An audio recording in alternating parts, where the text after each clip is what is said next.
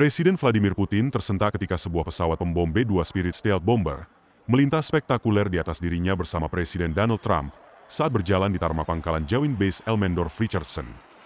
Pesawat pembom itu dikawal oleh 4 jet tempur F-35, menciptakan suasana dramatis dan simbolis sebagai tekanan kepada Rusia sebelum digelarnya pertemuan. Pertemuan puncak yang telah lama dinantikan antara Presiden Amerika Serikat Donald Trump dan Presiden Rusia Vladimir Putin pada Jumat, 15 Agustus 2025, itu berakhir tanpa pencapaian kesepakatan guna menghentikan atau menunda perang Rusia di Ukraina, walau keduanya menyebutnya produktif. Setelah hampir 3 jam berdiskusi di Alaska, Trump dan Putin mengaku telah mencapai kemajuan pada beberapa isu, meski tidak secara rinci, dan sama sekali tidak menjawab pertanyaan media. Seperti dikemukakan Trump di hadapan backdrop berlabel Pursuing Peace. Pertemuan tersebut tidak menjadi titik awal gencatan senjata dalam konflik paling mematikan di Eropa dalam 80 tahun terakhir. Rencana pertemuan lanjutan antara Putin dan Presiden Ukraina Volodymyr Zelenskiy, sebagaimana Trump tuturkan sebelum KTT juga belum terrealisasi. Putin meminta agar Ukraina dan sekutunya di Eropa menerima hasil negosiasi Amerika Serikat, Rusia secara konstruktif dan tidak menggagalkan kemajuan yang ada. Namun, ia juga menegaskan bahwa akar penyebab konflik harus diselesaikan untuk mencapai perdamaian jangka panjang. Sementara itu, perang tetap berlangsung. Ukraina masih menghadapi serangan udara sebagian besar di wilayah timurnya, dan jaringan drone Ukraina dilaporkan menyerang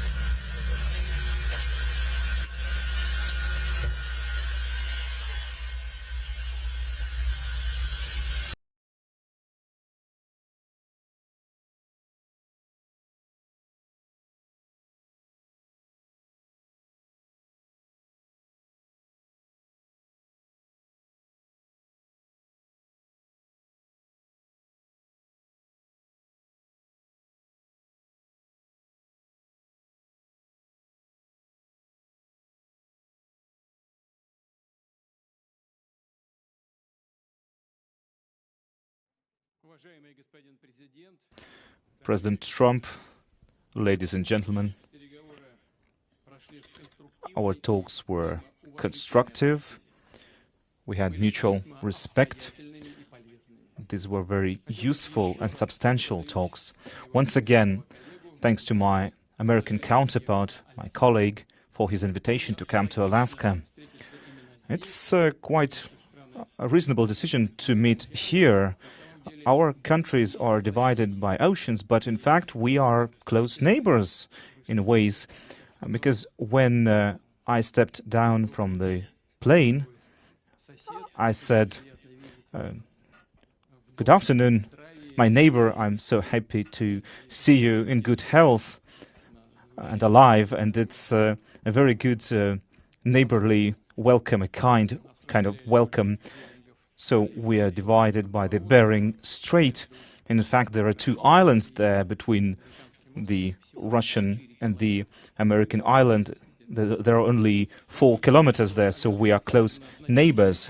Also, Alaska ties us through mutual history, our two countries, Russia and the United States. There are many positive events that tie us together. There's a lot of cultural heritage here from the Russian-America period. There are Orthodox churches here, geographical names, topological names that carry Russian legacy, Russian names.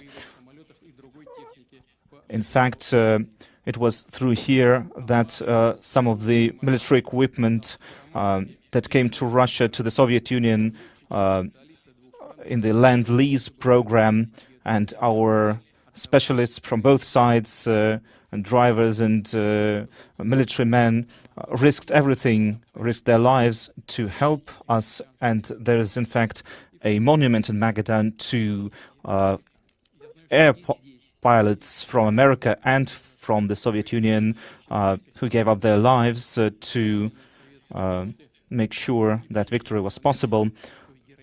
And we are thankful to the American authorities for remembering those heroes here as well in Alaska.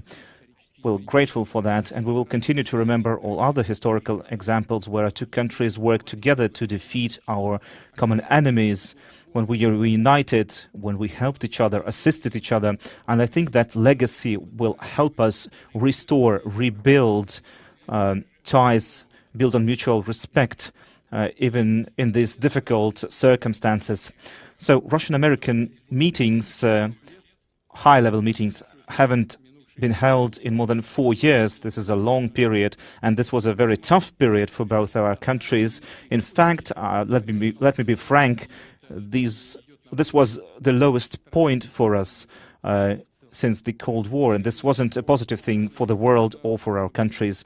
So it was evident, self-evident, that sooner or later we had to rectify the situation and return to dialogue. So that is why a personal in-person meeting of the two leaders of the two countries was a necessity. We did a lot of work, our teams did a lot of work to prepare for this meeting.